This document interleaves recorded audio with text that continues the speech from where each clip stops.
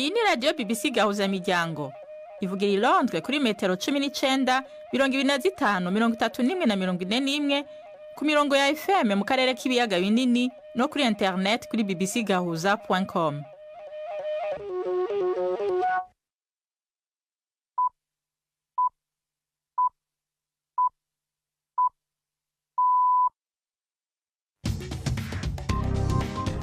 Ubu ni saa 10 n'igice ku isaha mpuzamakungu ya GMT, isaha 12 n'igice mu Rwanda no mu Burundi, muri kumwe na Nina Iradukunda. Ndabahaye mwiriwe n'ikaze bakunzi ba BBC Gahuzamiryango. Izi ni ingingo z'amakuru yo kuri uyu munsi wa kabiri itariki 15 z'ukwa kane mu 2025. Mu gihe intambara muri Sudani maze imyaka 2 yadutse, umushikiranganje w'imigenderanire n'amakungu w'Ubwongereza David Lammy mu nama yabereye i Londres yavuze ko isi idakwiriye kwirengagiza intambara yo mu gihugu hagati iri kwitabagaza Sudani.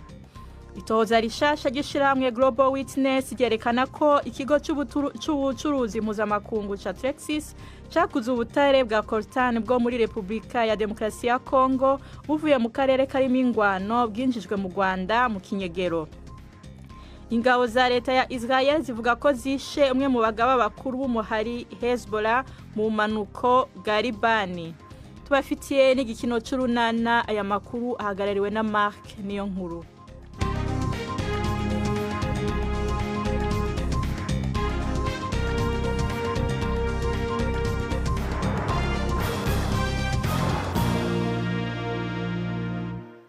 Amakuru yacu tuyahere muri Sudani. Ishiramwe mpuzamakungu ONU rivuga ko imibiri y'abagore yacitse urwasiro rw'intambara muri Sudani, aho kuva mu myaka 2 heze intambara yadutse ugufata ku nguvu gukoreshwa nk'ikigwanisho. Umunyamabanga mukuru wa ONU Antonio Guterres yavuze ko ivyo bikorwa by'ubugizi bwa nabi biko birakogwa n'ingabo za leta ya Sudani hamwe n'abagwanyi b'umuhari wa RSF witwara gisirikare. Yateye utwatsi kandi bitero ku bakozi b'amashirahamwe atanga imfashanyo. Kazoza kabareko barafasha mu bikorwa byo mu nkambi y'impunzi ya Zamzam mu karere ka Darfur mu burengero nikaboneka neza. Hari impungenge kubijanye n'abantu 100,000 bahunze inyuma yaho iyo nkambi yigaruriwe n'abagwanyi ba RSF. Ishiramwe ry'abagira neza y'abaganga batagira imbibe MSF rivuga ko hari abana bishwe n'inyota igihe bariko baraja mu gisagara kiri mu birometero 70 bagerageza guhunga ubugizi bwa nabi.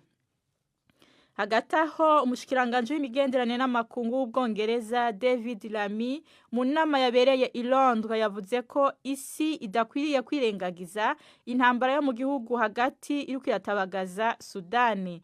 Intumwa zivuye mu bihugu vy'Iburaya, ubumwe bwa Afrika hamwe n'ibihugu vya Emirate Arabi ni Kenya na Misiri ziriko ziraganira ku buryo bwo kuronka inzira iganisha ku mahoro inyuma y'imyaka 2 ingwano itanguye. Yaba leta ya Sudani canke abagwanyi b'umugwi Rapid Support Forces bitwara gisirikare nta numwe muri bo yatumiwe muri yo nama. Ni inkuru ya Mayani Jones mwumva mw'ijwi rya Robert Patrick Misigaro. Iyi nama yakiriwe n'Ubwongereza, ishirahamwe ry'ubumwe bwa Buraya hamwe n'ishirahamwe ry'ubumwe bwa Afrika ifise intumbero yo gusubira gutanguza ibiganiro ku guhagarika imigwano. Abashikiranganje bajejwe imigenderanire n'amakungu hamwe n'amashirahamwe y'abagira neza bayitavye, ariko impande zibiri zicamiranye muri intambara ziyamirije abayiteguye kuko babatarazitumiye. Ubwongereza bwemeye gutanga y'inifashanyo y'ivyo kurya n'imiti bifise agaciro k'amahera imiliyoni 91 z'amapaundi, kandi bukavuga ko kubera ikibazo cyo kwiyongera kw'abimukira gutekana kwa Sudani gufitiye akamaro umutekano w'Ubwongereza. Kuva mu ndwi heze abantu 400,000 babwirijwe guhunga Zamzam, inkambi ya mbere nini muri Sudani icumbikiye impunzi zo hagati mu gihugu iri hafi y'umuji wugarijwe wa El Fasher, imaze kwigarurirwa n'umugwi bitwara gisirikare wa Rapid Support Forces.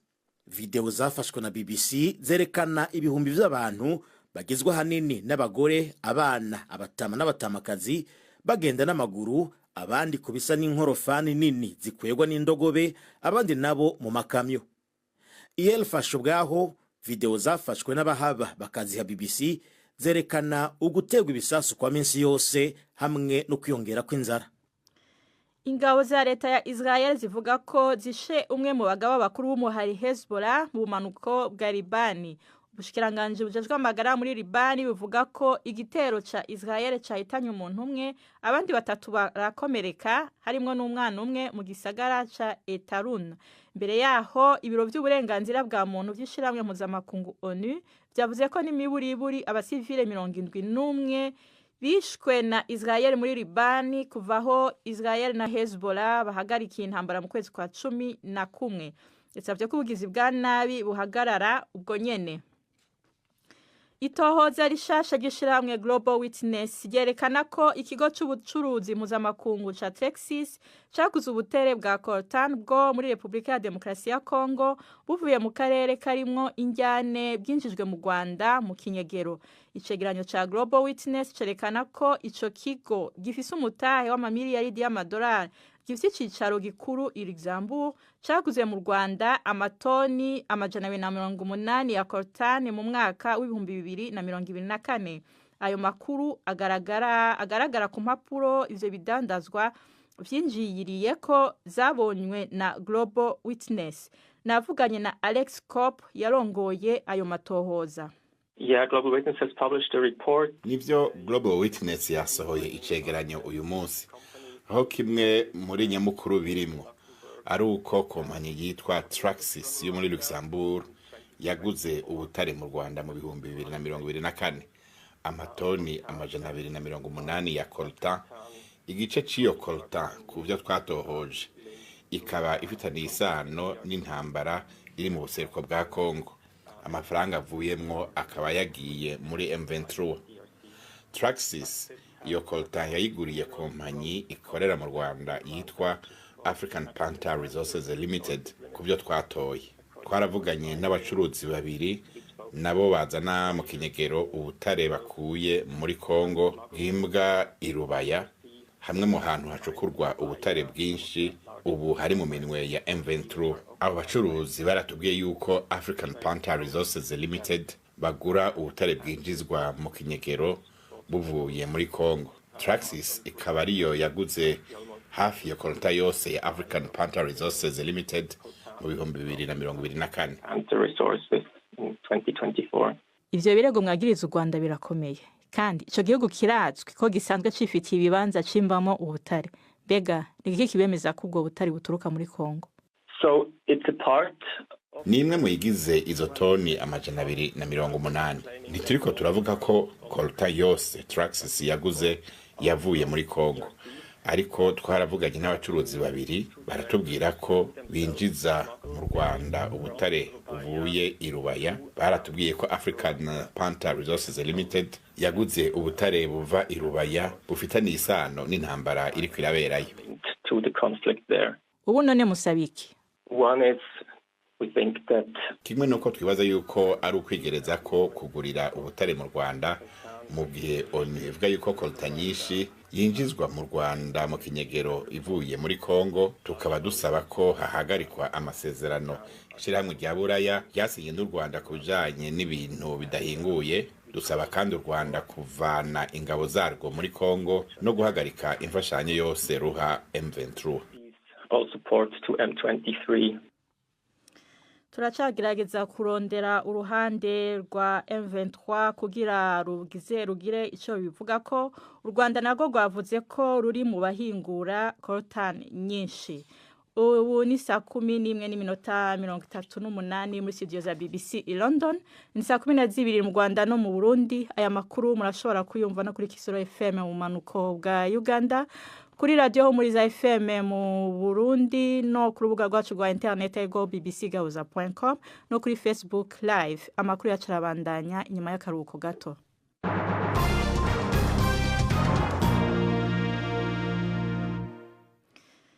Amabahero menshi yo mu Bufaransa yagabwe ko ibitero bisa nk'uko vyari vyateguriwe hamwe. Imodoka n'udupikipiki duto twavyaturiwe mu bibanza bigararamwo imodoka i Paris, Valence na Aix-en-Provence.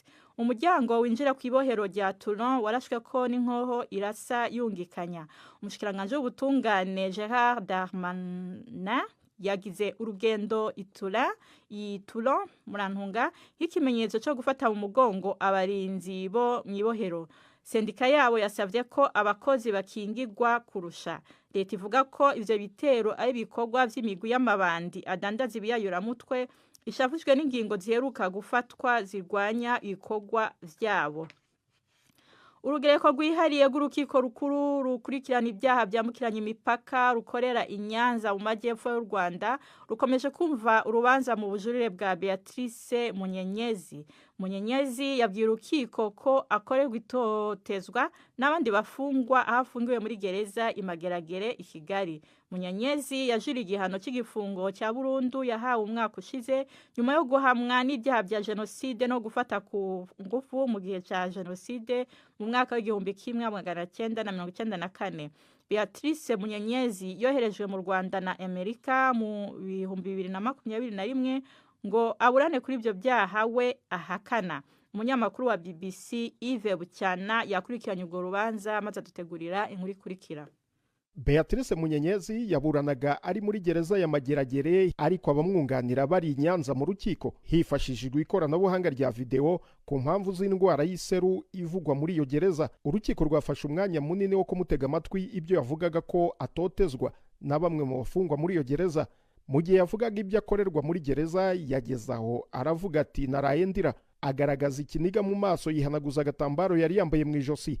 Munyenyezi yavuze ko abuzwa bumwe mu burenganzira bwe mu byo yageranyije n'itotezwa akorerwa n'ako yise agatsiko k'abafungwa kayobowe n'umwe muri abo bafungwa ushinzwe umutekano wabo. Munyenyezi ati baba bavuga ko ndi umwicanyi ndetse nshaka no kwica abandi.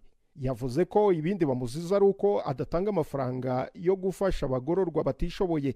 Yemeye ko ayo mafaranga mbere yayatangaga ariko ko yabihagaritse ngo kuko yabonye adakoreshwa ibyo agenewe. Munyenyezi kandi yabwiye urukiko ko muri gereza bamutoteza bamuziza ko atajya mu nama zihuriweho n'abandi. Avuga ko izo nama atakizijyamo kuko ngo zitamwubaka kuko ari iz'amacakubiri. Mu magambo ye avuga ko yabwirwaga amagambo mabi. Ati nabwirwaga ko ndi umuhutu. Yanavuze ko atajya yemererwa kuvugana n'abana be kuri telefone nubwo ngo yijejwe ko urwo ruhushya azarubona ariko ko yategereje agaheba. Urukiko rwijeje Beatrice Munyenyezi w'imyaka 52 ko rugiye kumufasha ibyo bibazo bigakemuka. Urubanza rurakomeza kuri uyu wa gatatu. Umushinjacyaha agaragaza ibimenyetso n'ubuhamya byashingiweho n'urukiko rwa mbere mu kwezi kwa kane umwaka ushize rumuhamya ibyaha bya jenoside no gufata abagore ku ngufu, rukamukatira gufungwa burundu ari byo yajuririye. Imbere yo kuja mu gikino cy'urunana tubabwire ko imitahe y'ishiramwe rikora indege ryo muri Amerika rya Boeing ryagabanutse nk'ibice 2% mu gihe isoko ry'imitahe ryuguruye bwa mbere muri Wall Street. Bivugwa ko Beijing yategetse amashirahamwe y'indege y'Ubushinwa kudasubira kugura indege za Boeing mu kwishura ku makori ku bicuruzwa biva mu Bushinwa yashinzwe na President Trump. Hagataho umukuru wa Ryanair ishiramwe rikomeye ryunguruza abantu n'indege ryo muri Ireland avuga ko iryo shirahamwe rishobora gutevya kwakira indege za Boeing nizaba zizimvye cyane. Ubu n'umwanya w'igikino cy'urunana.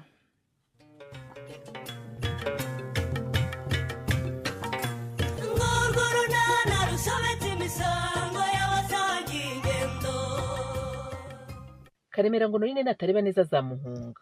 Sori nababyutse yihanangiriza ariye. Habaye iki? N'urunana. Leya, Karame. uri inshuti yanjye urabizi. Cyane. Ndanagukunda pe kandi cyane. Ariko reka ngusaba akantu kamwe. Nsaba rwose natubiri nta kibazo. Leya. Igihe wiriwe hano mu rugo ntukambare rwose amajipo yawe magufi. Uti?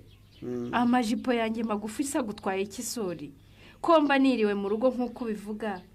Ngomba kwiyambara utwenda tworoshye umubiri ugahumeka bitwaye iki se? Leya. Karame. Nawe urabizi ko uri umukobwa mwiza rwose w'igitonore. Abagabo bose bareba bakamira amaritiro. Sibyo? Kwambara turiya tujipo twawe rero Tanasa atambuka hano akureba intege, akureba ibyana, akureba ikimero, akureba amaribori umva. Bishobora kumurangaza kandi rwose urumva ko bitaba byiza kuri twembi. Ego kore. None se ufite ubwoba ko nzagutwarira umugabo sori? Leya simvuze ko wamutwara. ahubwo ndanga ko yarangara kandi rwose ndumva ibyo ntacyo bigutwaye uzabyubahiriza sibyo? Ibyo nabyumvise, reka tubireke twivugire ku byacu bisanzwe. Ku bya Chris se? Naho nashakaga kukubaza niba waributse gutegura Pasika. Urumva agiye gutegura Pasika bindeba wiki? Cyakora nzajya mu misa uko bisanzwe. Ariko rero kuki wigira umwana? None se ni ukuyitegura he? Ariko mana yanjye, gutegura uko wene sheri wawe muzayisangira nyine. Nk'ubu wakabaye waramaze kumubaza utese uzansura cyangwa n'ibyo uzagusura. Ariko we uzi ko nasinziriye. Ako kantu ntabwo nigeze ngatekerezaho kandi ni ingenzi. Ndabyumvise kabisa. Numvire rwose. Ni ingenzi cyane rwose. Ubu wakabaye waramaze gutegura uburyo muzahera byibuze no kuwa gatanu muri kumwe weekend yose ya Pasika mukayimarana. None nyumvira. Yesu we. Use nkora iki kugira ngo mbite mfatira nakiri kare we?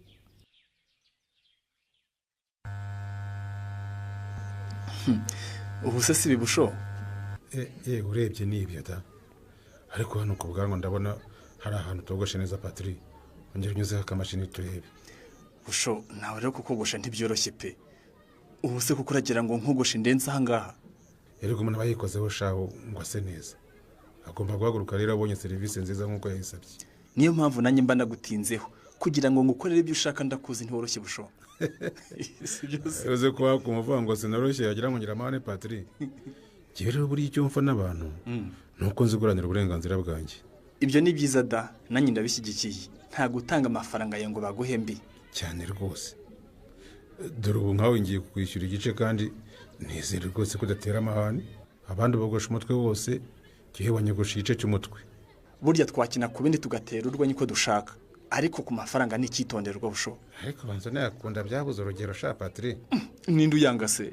Nibutse ko ejo bundi nari kumwe n'umugore wawe ambwira ko kugeza ubu ngubu rwose ngo nta nesogisi waguriye umwana. Umugore wanjye ndese. Ufite bangahe se? Ndavuga Nadine.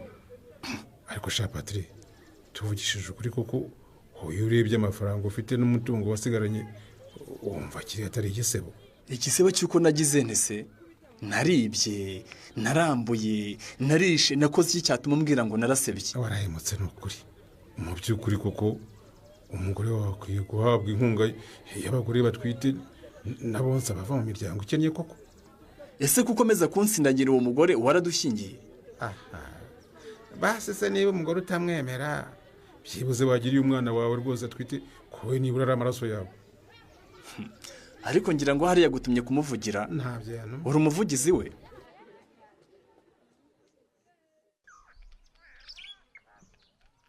None se ubwo ugiye kugira ngo umuntu ushya se. Ariko se ubwo aretse kuvuga nabi ko ntacyo bikemura ku bibazo dufitanye Kareme. Mvuze nabi ndagututse se cyangwa ndagusuzuguye? Ubwo se ko nkubajije aho ugiye urambwiye? Nanjye nakubajije impamvu ushaka kumenya aho ngiye kandi tutajyana. Nashakaga kumenya niba ari hafi ngo numve nyine niba wanga ukamfasha imirimo. Ubu rero amazi ntakiri yandi zahinduye imirishyo. Mvuye mu kazi kanje nawe kora kawe ko mu rugo. Hanyuma se ubwo kumvunisha birakumarira iki Kareme? Cyangwa urashaka kunyenzaho ngo unyirukane? Ariko kuki abantu tutajya tubwizwa ukuri?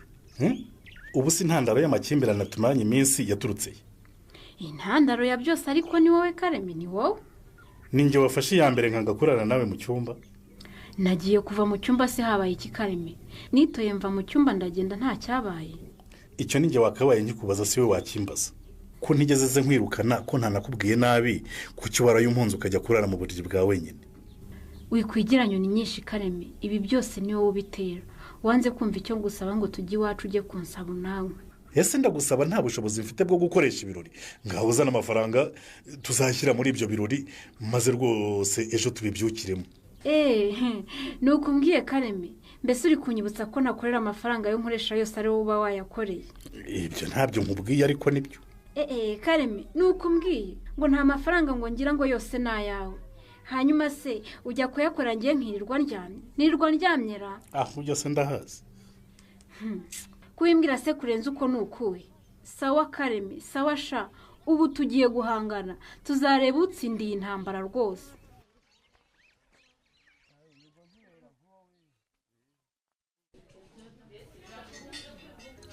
ariko burya sinarinzi kuzi gutera urwenya direkite wakubona ucecetse ntiyamenya kuganira.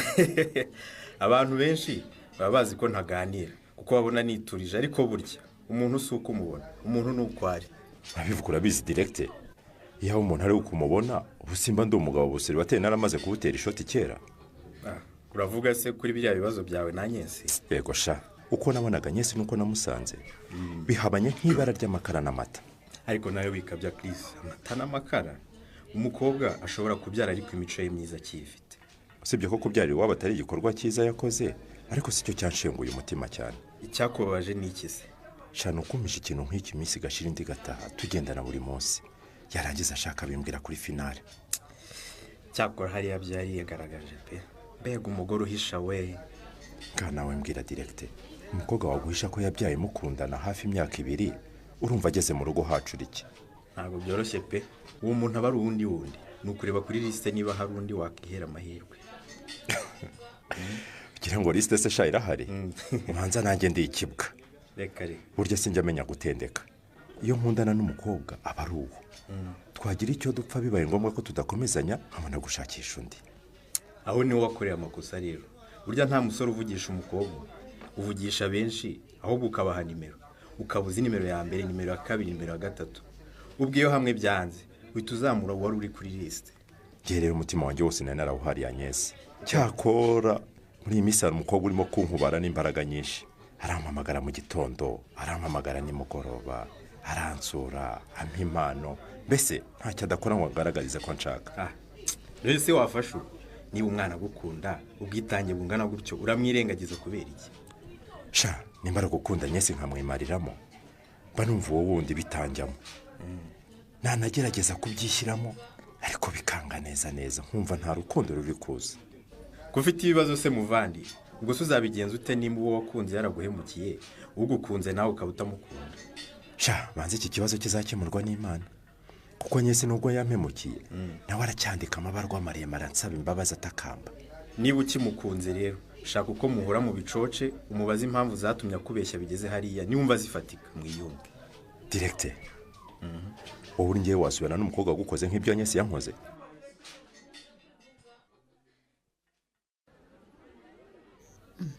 Hejuru agiye kumbona ushaka kumbitana Kareme. Ngira ngo se nakubonye mama. Amakuru se ko yiziye mu gasantere. Hari utwo naje kureba, naramena mutumye kuvoma. Wese ko wiziye ku santere Nurine yagiye he? Kambwira uwo mugore mama. Mwihorere rwose sinshaka kumuvugaho. Ntumbwire ko mwarwanya, kuko maze iminsi numva umwuka utari mwizi wanjye. Yarabikubwiye se? Nta kintu yambwiye, ariko nahoze mbumva mutongana. Nako si uyu munsi gusa, maze iminsi numva rwose mutavuga neza. Mama ngewe rwose maze kunanirwa ntakubeshya. Umugore uri hariya ngeze ahantu. Bimeze bite se murafiki? Honorine aranzengereje mama. Ndetse nimwumva ngo navuye mu rugo nagiye gushaka aho nibera. Ntibizabatungure. Ntabwo nakomeza kubana n'umuntu nka Honorine mu nzu. Uhunga urugo rwawe se kuko habaye iki? Ugomba guhagarara kigabo ugakemura ibibazo ufitanye n'umugore. He? Biragoye mama, biragoye rwose kwiyunga n'umuntu udashaka ko muvugana. Aha. Kubera iki se adashaka ko muvugana? Agasuzugura ke se urakayibeho. Ibaza umugore ushobora guha amafaranga ukamubwira uti yabikiye tuzayakoresha iki n'iki. Aho kuyakoresha icyo mwavuganye, umugore akikorera ibyo ashaka. Iryo nibara ntibibaho. Amafaranga y'umugabo baraye umugabo uyakoresha icyo yakubwiye. Undi we rero namuhaye amafaranga twari twateganyirije gutunganya umusarani kugira ngo twirinde indwara ziterwa n'umwanda. Aho kuyakoresha icyo twavuganye ajya kuyaguramo imyenda. Ni ikibazo rero. Ariko nane ntabwo byatuma uturugo rwawe, ngo uragiye. Humura rwose ibyo muzabiganiraho kandi bizakemuka. Ibyo se kare byo nkubwiye mu ncamake kugira ngo nibyo gusa. Hari n'ibindi utambwiye se? Biracya mama, biracya rwose. Ubu se wageze ngo mperuka ikirengiti cyanjye nk'umugabo. Ushatse kuvuga iki Kareme? Ntumbwire ko ibyo numvise ari byo. Niko urambwiye ngo none nta cyaruka kukumarira. Twaburiye se kwasigarana mu cyumba cye nanjye nkarara mu cyanjye.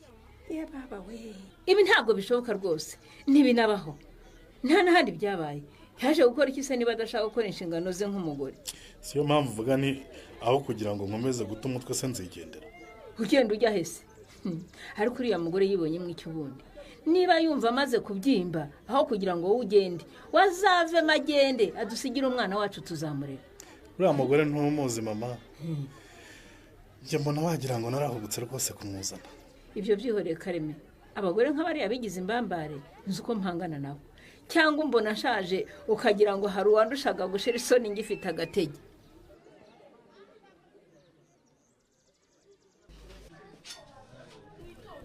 Directeur karame ngiye kubaza akantu nsubiza kandi ntutinye umbwire uko ubyumva hari ikibazo se mbaza ndagusubiza nkamwe y'abarezi ko mukunda kubaza abanyeshuri ubusobanuro bw'ibintu ibi n'ibi nk'ubu najye nkubajije ngo umbwire ubusobanuro bw'urukundo wambwira ko urukundo ari iki urukundo se urukundo rero jyewe iyo ndureba mbona ari uburyo bw'imikorere y'umubiri w'umuntu sori gato ndeba umuntu umpamagaye yamaye ni wa muntu nakubwira gumereye nabi nta kibazo ubanza umwitaba ubwo turakomeza tuganire yes Leya umeze ute meze neza kiri wowe umeze ute sava nta kibazo nanjye ndaho meze neza rwose birashimishije pe andi makuru se sha urebye nta birenze ndaho nyine nashaka kumva uko umeze neza warangije akazi se utananiwe urumva wishimye nyine nagira ngo menye uko umeze muri rusange ni byiza kuntekereza ukambaza amakuru kugira ngo wumve ukomerewe nabikubajije se urumva nabibaza ndekiri